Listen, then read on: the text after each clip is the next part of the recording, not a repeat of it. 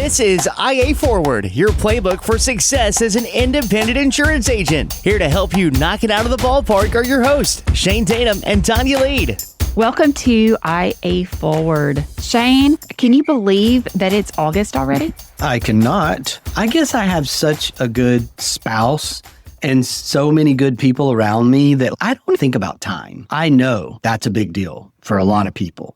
I actually never think about it. August means something big to me. And that means football season is almost here. That's good. I just really look forward to August because everything on ESPN starts to shift. What I'm seeing on my social feed start to shift toward college football, and it just brings me joy. I think ESPN just stays on football year round. I don't think they give any other sports much credit at this point. Now, college football doesn't get the same thing that NFL gets, but I think you're right on college football, which is both of our favorite sports in terms of if we're going to watch something, we're going to watch college football. It's hot as heck in Texas, Louisiana, Florida, most parts of the South. But we know that once August gets here, football season's about to start and there's going to be a weather shift. And it's going to start getting cooler and then it'll get hot again. But we'll have a few of those little cool days. And that starts to create a mindset shift for me. August is really hot. July is really hot in the South. August is even hotter.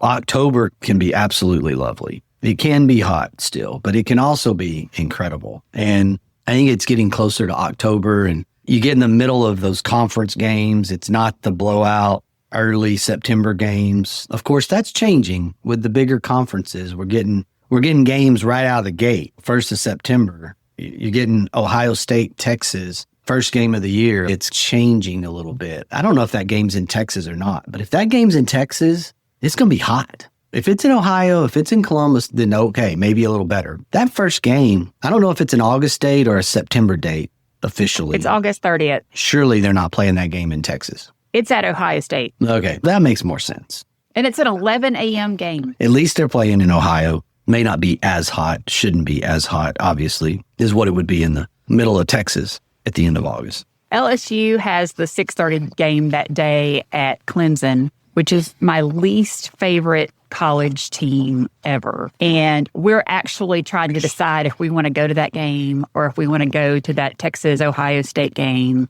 or if we just want to stay home. As a Aggie household, I'm not going to go watch Texas. I'm going to go Clemson every time if I've got that choice in front of me. A game in that environment is bucket list kind of stuff. It'd be kind of like watching LSU play at LSU. The environment is just incredible. Kyle Field, A&M, just incredible. All of that said, today we're going to talk about mindset shift. We are so focused on the outcome, growing the agency, growing our book. What would happen if we looked more at finding value in the process? This is an incredible topic, and it's really difficult for salespeople to break things down, to eat the elephant one bite at a time. It's really difficult for salespeople to do this, to change this mental picture. What's the first thing that all salespeople do? They want to understand the compensation schedule. They want to understand if they sell this many whatever it is they're selling, and they do this, then they're going to end up reaching their goal. And the goal always becomes the point. That always becomes the focus. And a lot of salespeople never actually make their goals because they just stay focused on that end point. They don't do the daily, weekly things that lead up to that success. That's what happens to a lot of agents starting agencies, a lot of agencies that are trying to go from solopreneur to scale. How do I scale? What do I do? How do I go about it? And it just becomes this big, giant blob of an idea. And then we don't get anywhere. The paralysis analysis takes over, and we don't actually take the little steps that we need to do right now, that we need to do tomorrow, and we don't stay disciplined with that. As a lifetime sales and marketing person who has learned to enjoy process, it's a learned thing for me. I enjoy solving problems, playing engineer for the day, solving operational problems, getting involved with our operational team, trying to solve things. I've learned to find some joy in that. Whereas 10 or 15 years ago, I would have absolutely avoided that like the plague. There is a cultural obsession in the United States with the win, starting with sports, academics, business, trophies, likes, rankings. And there's such a downside to that kind of thinking. It creates so much burnout, disappointment. Now, I love competition. You know that I am an incredibly competitive human being. But at some point, that competition, that obsession with the win takes over, and it actually keeps you from being successful. We mentioned the Texas Longhorns, unfortunately, earlier in our podcast. And speaking of the Longhorns, I don't know if you've seen some of the comments from Scotty Scheffler, PGA Tour champ. I think he's number one in the world. He's been number one in the world for a little while. It was very ecclesiastic of him. He was talking about fleeting joy, how he struggled with the fact that he was finding less and less joy in winning. I thought that sounded comical. I'm thinking about all these other guys on the tour who aren't winning, and they're going, listen to this dude. He's not finding joy in winning, and he's won so much, like he's dominated. But his point was, he used the word fleeting a lot. It's so temporary. And I contrast that with other things that I watch and a lot of people share. It's around quotes, interviews, going back the last 20 years with Derek Jeter. Derek Jeter's time and time again on these interviews of people asking him, what drives you? And he's winning. But beyond that, what do you enjoy winning? There's nothing that ever comes out of Derek Jeter's mouth except winning. It's all about winning. Here you have Scotty Scheffler, a guy currently at the top of the game in his sport, golf. And you have Hall of Famer Derek Jeter. Michael Jordan would have been the same kind of comment. It would have just been about, it's all about winning. It's all about winning. That has become culture. Like that sporting, the United States, the world, different sports, really just the global obsession with winning. It's such a success-driven environment. That's all we see. We do not see that there is opportunity in the loss. We do not recognize that there's opportunity in how you handle the loss. Even Derek Jeter, even Michael Jordan, the greatest of the greatest, they didn't win every single time. That's one of those things that really, to your point, is all of this obsession with success. What does success mean? I think it can hurt us if we're not careful. Talking about Derek Jeter, one of my favorite quotes of his, there may be people who have more talent than you do, but there's no excuse for anyone to work harder than you do. Jeter really got that it was about the work. It was about the process. You don't accidentally show up in the World Series. Everyone makes mistakes. You just have to learn from them. If you haven't seen the documentary series, The Captain, I think it's just as good as Michael Jordan's The Last Dance. And I think those two things, for any salespeople, anyone who needs motivation, should watch those two things. How do those things that they're talking about apply to you and your business, you and your agency? I think you can apply it to your preparation, which would be our process. Preparation was a huge part of their world as competitors.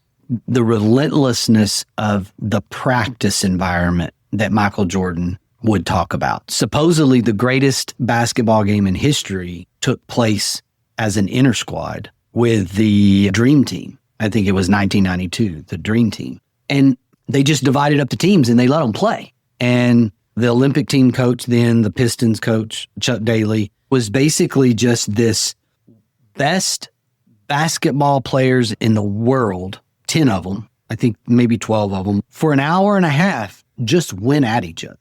And there's video footage of this. It was practice. It was not an Olympic game. It was not anything for any prize.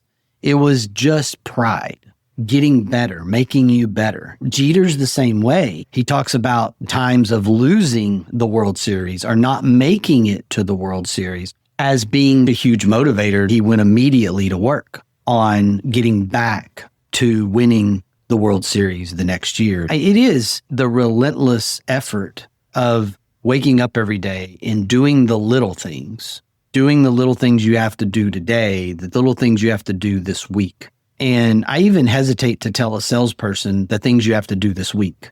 Like, it really is about, what do you have to do today? Is your pipeline staying full? Are you dealing with all the little things? Do you have the processes right? Because you may need to back up and look at the processes, and you may need to spend energy there so that you can launch to the next level. You can't grow your agency without some thought about the foundation that you're building on. It's just going to be really difficult to do that, to just sell. You've got to have some thought put into this. How do we define success using progress as a metric as opposed to a financial goal? It's a matter of understanding, what do you want? And that sounds silly to answer this question, but most agents don't know what they want. I don't sometimes know what I want. You've experienced that. I'm trying to figure it out. I don't know. We have a really hard time being patient and pausing to the point of figuring out what we want, because we see it as procrastination. We see it as we're not doing activity, so we're not gaining ground. We've got to be doing this activity because that's going to take us down this path of success. Sometimes you need to stop and evaluate. Sometimes you need to pause, reflect, and decide, this is what I really want this to look like. And I get it. Sometimes you just got to go, and then you're going to pause and do that reflection down the road. And that's okay too. Like, I actually would say, if you're at 0, you got to go. But at some point, you got to be able to pause, reflect, see what's working, see what's not working. I had a really awesome conversation with one of our partners the other day, Todd West. Todd is thinking about scaling, and he's thinking about his business. Todd's a former college baseball player, and so we have a lot of connection points there. Todd has treated his agency since day one using statistics, like literally like measuring your batting average and your on base percentage, as using baseball kind of analogies.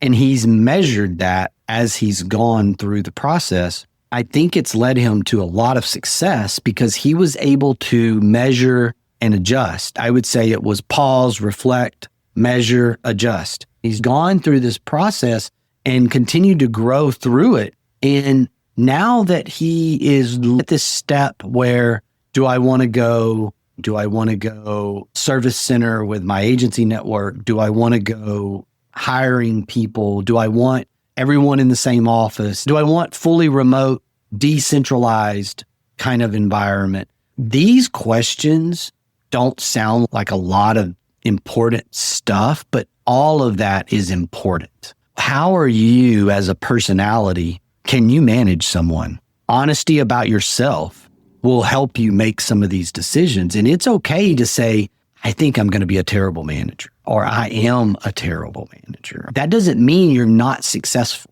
If you admit that you have weaknesses, it actually is going to help you become more successful because you admit that there are some weaknesses, and you really don't need to spend a lot of energy trying to correct yourself. You just need to find the path that works for those weaknesses. And that's not necessarily Todd's specific situation because he has some management in his background. Just thinking about my conversation with him, I think it was refreshing because you've got this really successful agent and really successful agency owner who's still in the solopreneur kind of environment, looking to decide, what does he want things to look like? And I think that's step one. What do I want this thing to look like? Do I want to create a people-heavy behemoth, or do I want more of a lifestyle environment? They think, I just need more people. You get the wrong people, you don't have the right hiring process, you don't have the right training process. More people can actually create more work for you. It doesn't actually mean you're going to have less work to do when you have more people, at least in the beginning. How do you buy back your time? That's where Todd is. He's trying to figure out the best path forward for him to buy back his time. I just thought it was really refreshing. I loved his thought process. I think he's embracing the baby steps. He's embracing, how do I set the foundation to go from point A to B to C? And you can't just skip steps. Skipping steps is what people do that fail. Thinking about Derek Jeter, during his career, he wasn't the guy that was chasing home runs. He wasn't the guy that was chasing headlines. He made an incredible career out of base hits. He showed up every day, stayed consistent, and got on base. And that created greatness. And sometimes we forget it is not about writing that huge chunk of business. Sometimes it's just about making that next phone call. The craziness of that analogy about Derek Jeter is that his nemesis created by the media, because they were in the same draft class, because they had a similar background moving up through into the minor leagues to the major leagues, was Alex Rodriguez. Alex Rodriguez was the anti-Derek Jeter when you really get down to it. And they even ended up in a rift, and it's talked about it in the documentary, The Captain. Rodriguez was awarded this incredible contract. He never really won. They won a little bit at Seattle, but then he went off to Texas where they didn't win because they spent all their money on him. Then he eventually ended up with the Yankees, which is where he won, ironically, alongside Derek Jeter. The argument among the sports pundits and all the people who discuss this is always the question of who was greater, Alex Rodriguez or Derek Jeter. Rodriguez got caught up in steroid scandal. Jeter was the captain. It's well documented that Derek Jeter dated many different women, mostly models. Derek's a good-looking dude, and you've got this environment of celebrity followed him around, but it was more about the Yankees, right? It was as much about the fact that he was named a captain, and there's not many captains in the New York Yankee history, and they don't always have a captain. And you've got this Rodriguez, Jeter kind of thing created by the media, and all Derek did, to your point, is get up every day, go to work, go through the process, and become a winner. Some of Alex Rodriguez's stats are better, home runs, things like that, but Derek Jeter's got the World Series rings, the Hall of Fame kind of thing around, he's the Yankee captain, and it's arguable that he's even more popular in retirement. And so now there's Derek Jeter as a dad and Derek Jeter as a husband. He was so focused on his craft that he refused to get married. He refused to start a family while he was playing baseball. That's another deal. So talk about figuring out your plan, like having a plan. We can take that and we can put that into our world, and we can learn a lot from that. That little things we do every day are building blocks that lead us well beyond this financial goal to the financial goal plus. It'll still get you to your financial goal. It'll still get you to your size goal, but it'll be way more fulfilling to have gone through that process. As an agency owner, I've embraced the process. I love figuring out the process today. Whereas 20 years ago, I would have been just sell more. Okay, just sell more. And that's not always the answer. Sometimes it's the right answer. Most of the time it's pause, look at the process, figure out if you've got the foundation set to grow on. You talk about the flywheel and momentum, creating this momentum, and that's really underrated in the business world. It seems like we're all so concerned about that one big swing that we forget that the base hit keeps the inning alive. It doesn't win the game, but it sure keeps that inning alive, and it creates this idea of the infinite game. A base hit after base hit, you're going to win. That because we love Moneyball, we know that getting on base is one of the best statistics in all of baseball. And we know this. And continuing down the baseball statistical area here, how to bring that back to our agency, singles. I think there's two glorious statistics in baseball that I've come to learn that produce runs. And producing runs is the name of the game from an offensive standpoint. Getting on base and doubles. Yes, singles for sure, getting hits.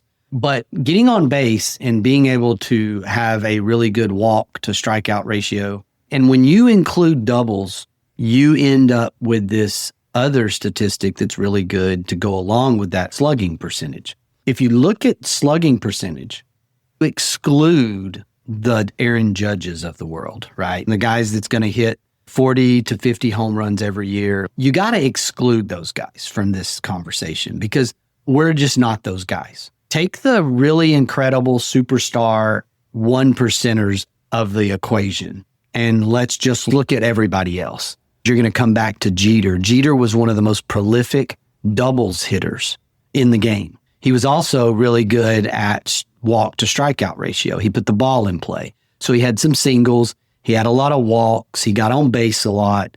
And then he would sting you with a double. What the double does is the double eliminates the need for the bunt because now you've gotten to second base. You're in scoring position. If you can hit a double with less than 2 outs, you're a gem to an offensive-minded team. When you look at on-base percentage, the ability to hit doubles, that doesn't mean you have to hit a lot of home runs to have a really incredible slugging percentage. How does that apply to our agencies? You don't have to be about writing super large accounts. I hooked a big fish. What you can be is about the equivalent of those singles and doubles.